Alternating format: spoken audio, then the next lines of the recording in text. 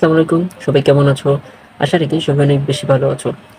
আজকে মূলত কথা বলবো কিভাবে মাত্র 30 দিন পরে অনার্সে পাস করা যায় এই টপিকটা নিয়ে। আচ্ছা, চলো তাহলে শুরু করা যাক। অনার্সে যদি মাত্র 30 দিন পরে পাস করতে হয় তাহলে তোমাকে কিছু স্ট্র্যাটেজি মেনটেন করে চলতে হবে। আচ্ছা, নাম্বার 1 এ যেটা বলবো, তোমাকে নিজের সিলেবাস বানাতে হবে। নিজের সিলেবাস কি করে বানাবা? তোমাকে যেটা করতে হবে, ফার্স্টেই তোমাকে কোনো গাইড নিতে হবে অথবা মডেল টেস্ট, এক কথায় সাপ্লিমেন্ট যে বইগুলো আছে বাজারে কিনতে পাওয়া যায় ওইগুলো নিতে পারো, অথবা যদি না থাকে অনলাইনের হেল্প নিতে পারো। অনলাইন থেকে একটু একটু যদি ঘাটাঘাটি করো পেয়ে যাবে। তো যেটা করতে হবে, তোমাকে আগামী 2-3 বছরের যে বোর্ডের যে প্রশ্নগুলো এগুলো এগুলো বের করতে হবে। এগুলো বের করে তোমাকে অ্যানালাইসিস করে তোমাকে মোস্ট ইম্পর্টেন্ট যে চ্যাপ্টারগুলো এগুলো তোমাকে আলাদা করতে হবে। ধরে নাও যদি কোনো একটা সাবজেক্টে যদি চ্যাপ্টার থেকে 10টা, তো সেখান থেকে হয়তো বা তুমি মোস্ট ইম্পর্টেন্ট চ্যাপ্টার পেয়ে যাবে মোট 5টা, যেখান থেকে প্রশ্ন অনেক বেশি আসছে। তো এইভাবে মোটামুটি তুমি ভাগ করে নাও, তোমার চ্যাপ্টারগুলোকে তুমি কমায় ফেলো। মোস্ট ইম্পর্টেন্ট যে চ্যাপ্টারগুলো এগুলা তুমি বের করে নাও। এইভাবে নিজের একটা সিলেবাস শেষ করো, প্রত্যেক মানে সিলেবাস মানে বানাও আর কি। প্রত্যেকটা সাবজেক্টের একই কাজ করো, একইভাবে সিলেবাস, নিজের সিলেবাস এটা বানায় ফেলো। আচ্ছা, আপনার নেক্সট তোমার যে কাজ সেটা হচ্ছে যে তোমাকে একটা টাইম টেবিল মেনটেন করতে হবে।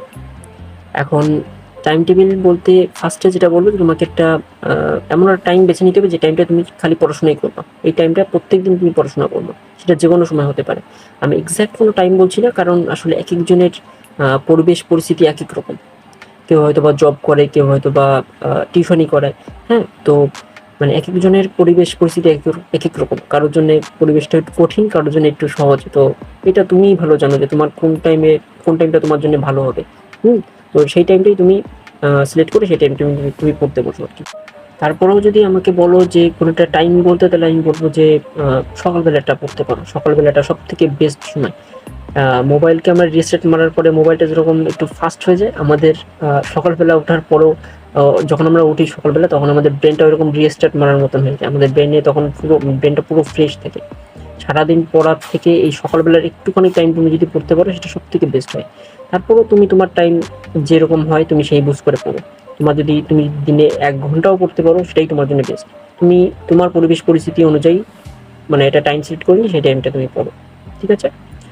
আচ্ছা, আরেকটা বিষয়, টাইম টেবিলের বিষয় যেটা বলবো সেটা হচ্ছে যে এক একটা সাবজেক্টের জন্য তুমি কতদিন টাইম দিবা সেটা তোমাকে সিলেক্ট করে নিতে হবে। সেটাও তোমাকে কি করতে হবে, সিলেক্ট করে নিতে হবে। কিভাবে? ধরে নাও তোমার সাবজেক্ট আছে মোট 6টা। তোমার সাবজেক্ট আছে মোট 6টা। এখন তোমার পরীক্ষার আর কতদিন বাকি? 30 দিন বাকি। তো 30 দিয়ে 6 দিয়ে ভাগ দাও, তাহলে 5 দিন আসছে। তুমি এক একটা সাবজেক্টের জন্য 5 দিন করে টাইম দিবে। এখন কথা হচ্ছে যে অনেক ক্ষেত্রে এমন হতে পারে যে 5 দিনের মধ্যে তোমার সাবজেক্টটার সিলেবাস, মানে তুমি যে সিলেবাসটা তৈরি করেছো সেই সিলেবাসটা হয়তো বা 100% কমপ্লিট হয়নি। তো সেক্ষেত্রে কি করবে? সেক্ষেত্রে তোমার যেটুকুনি শেষ হবে সেইটুকুনি রেখেই তুমি সামনের দিকে আগায় যাও, অন্য সাবজেক্ট ধরো।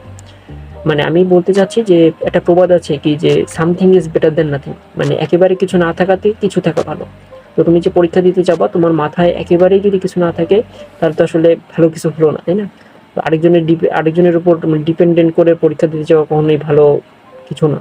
তো নিজের ব্রেনে কিছু রাখা ভালো। সেই জন্য আমি বলছি যে প্রত্যেকটা সাবজেক্টেরই কিছু না কিছু করে যাওয়া বা কিছু না কিছু দেখে যাওয়া আর কি সব থেকে ভালো। এই জন্য বলছি।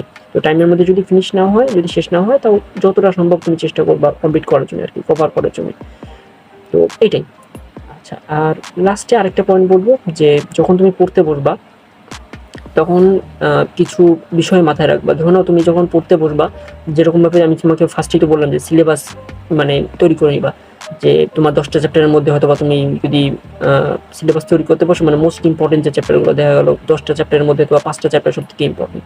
হ্যাঁ, অথবা প্লাস মাইনাস কিছু একটা হলো। তো এই যে কমায় নেওয়ার পরবর্তী তুমি সাপোজ ধরে নিলাম তুমি 5টা চ্যাপ্টারই পড়তে বসলা, মোস্ট ইম্পর্টেন্ট 5টা চ্যাপ্টার তুমি পড়তে বসলা। তো এই এক একটা চ্যাপ্টারের মধ্যে আবার যদি তুমি দেখতে যাও, দেখা গেল সাপোজ 50টা প্রশ্ন আছে। তো তুমি হয়তো বা 50টা প্রশ্নই শেষ করতে চাইতে, তো 50টা প্রশ্নই শেষ করতে যাবা না, কারণ তুমি এই টাইমের মধ্যে কখনোই পুরো সব কিছু শেষ করতে পারবা না। তো তুমি কি করবে, আরও শর্ট করে নাও। ওই একটা ইম্পর্টেন্ট যে চ্যাপ্টারগুলো সিলেক্ট করেছিলা, ওর ভিতরে আবার দেখবা যে বোর্ড প্রশ্ন কোনগুলো আছে। এই 5টা চ্যাপ্টারের মধ্যে তুমি ফার্স্ট চ্যাপ্টার ধরে তুমি পড়তে বসার পরে তুমি দেখবে এই চ্যাপ্টারটার মধ্যে 50টা প্রশ্নের মধ্যে দেখা গেল হয়তো বা 10টা প্রশ্ন আছে বোর্ডের, অথবা 20টা প্রশ্ন আছে বোর্ডের।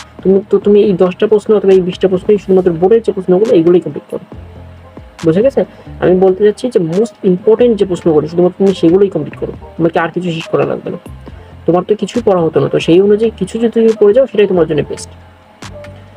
তো এই তো এইগুলো যদি মাথায় রেখে চলো, আই থিঙ্ক যে মানে পরীক্ষা তোমাকে পাস হয়ে যাবে। দেখো বিষয় হচ্ছে কি, অনেকেই বলে যে প্রশ্ন খুবই কঠিন হয়, পাস হয় না, এটা সেটা। দেখো তুমি যদি মানে মনে করো যে তুমি পাস করবা, হ্যাঁ, তাহলে পাস করাটা খুব বেশি কঠিন কিছু না। তুমি যদি এখন বলো 30 দিনে পড়ে আমি কিভাবে সব থেকে ভালো রেজাল্ট করতে পারবো, এটা খুবই মানে রিয়ালিস্টিক এটা কোনো রিয়ালিস্টিক কথা না, এটা কখনো সম্ভব না। তবে তুমি যদি বলো যে পাস করতে পারার জন্য কি করা যায়, অবশ্যই সম্ভব। তুমি 1 সপ্তাহ পরেও পাস করতে পারবা, বাট ভালো রেজাল্ট করা কখনো পসিবল না। যেটা সত্যি আমি সেটাই তোমাকে বলবো। তো যদি চেষ্টা থাকে, যারা আসলে কোনো কারণে হয়তো বা যদি যারা পড়তে পারো নাই, যারা পড়ো নাই, তাদের জন্যই মূলত এই ভিডিওটা। তো আশা রাখি যে ভিডিওটা তোমাদের উপকারে আসবে। তো এই তো আজকে এই পর্যন্তই। সকলে সুস্থ থাকবা, ভালো থাকবা, সকলকে ধন্যবাদ। আসসালামু আলাইকুম।